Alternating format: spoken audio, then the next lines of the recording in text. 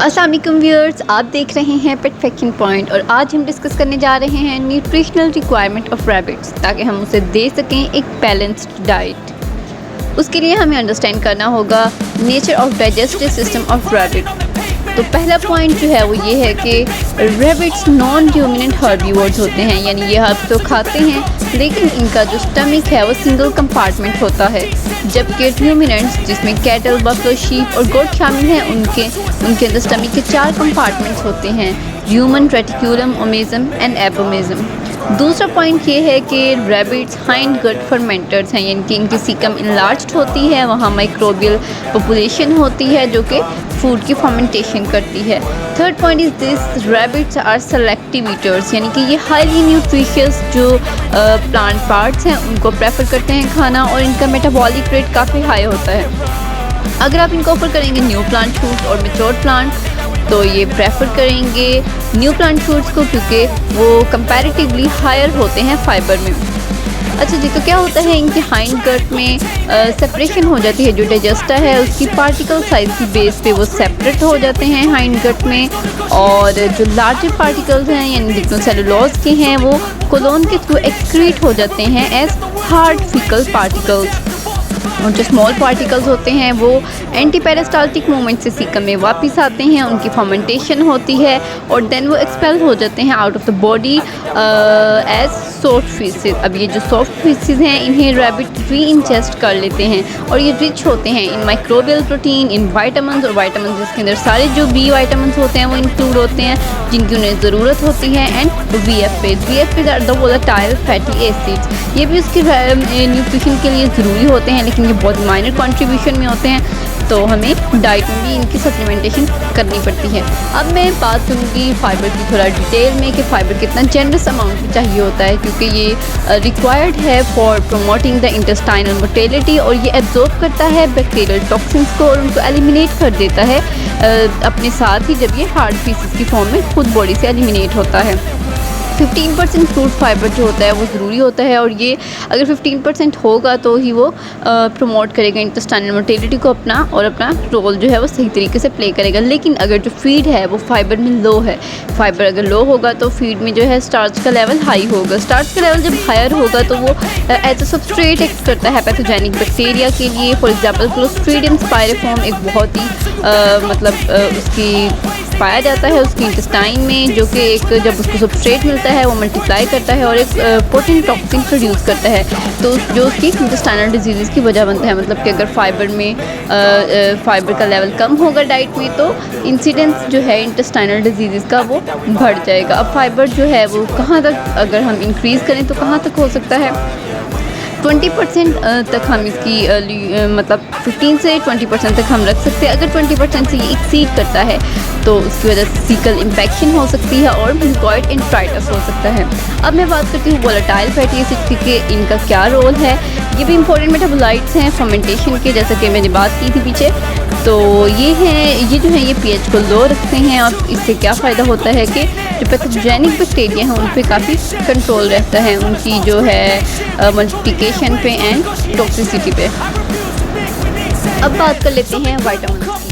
Vitamin B और के rabbit की गट में ही बनता है, क्योंकि वो सोर्स सीरीज की फॉर्म में एक्सक्रीट करते हैं एंड देन वी इंजेस्ट कर लेते हैं, इसलिए हमें डाइट में ये सप्लीमेंट नहीं करना पड़ता। जबकि वाइटामिन ए, डी एंड ई इसे हमें डाइट के ज़रिए देना पड़ता है। स्ट्रेस और डिजीज़ में ये होता है कि जो डेली वाइटामिन रिक्वायरमेंट है वो भी इंक्रीज़ हो जाती है। अब हम बात करते हैं कि वाइटामिन की अगर कमी है तो उससे क्या इश्यूज आ सकते हैं, उनकी कितनी जो है रिक्वायरमेंट होती है रैबिट को।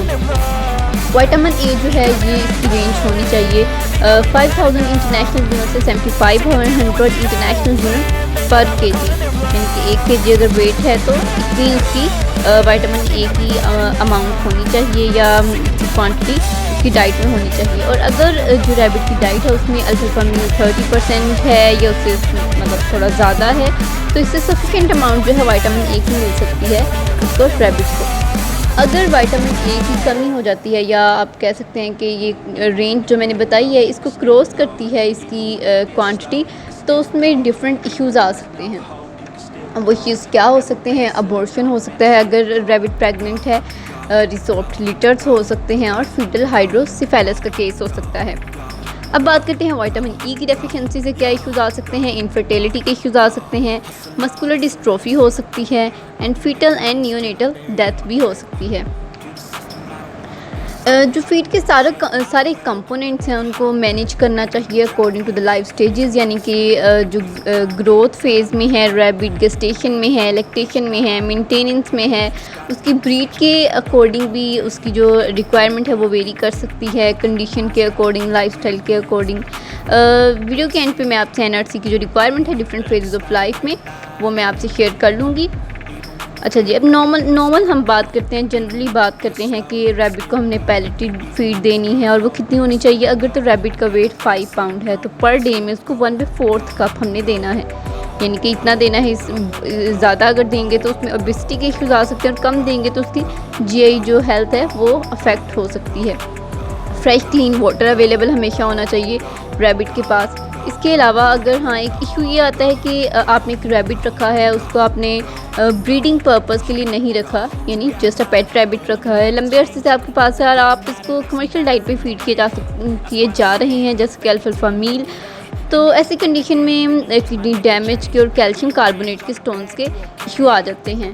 तो इस केस में आपने क्या करना है, अल्फा मील को आपने रिप्लेस कर देना है टाइमोथी हे से, और जो कैल्शियम का लेवल है उसको आपने डिक्रीज़ कर देना है 0.4 से 0.5% ऑफ द डाइट।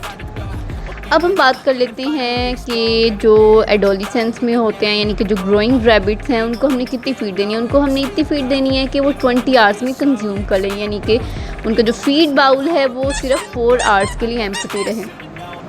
अब बात करते हैं फीमेल रैबिट्स की जो कि लिटर्स देती हैं। अगर तो आप कंटिन्यूसली इंटेंसिवली लिटर ले रही हैं, मतलब उसको ब्रेक्स नहीं मिल रही लिटर्स के दरमियान, तो ऑब्वियसली उसको कंटिन्यूसली हमने फीड करना है, उसको उसकी फीड में रिस्ट्रिक्शन नहीं होनी चाहिए।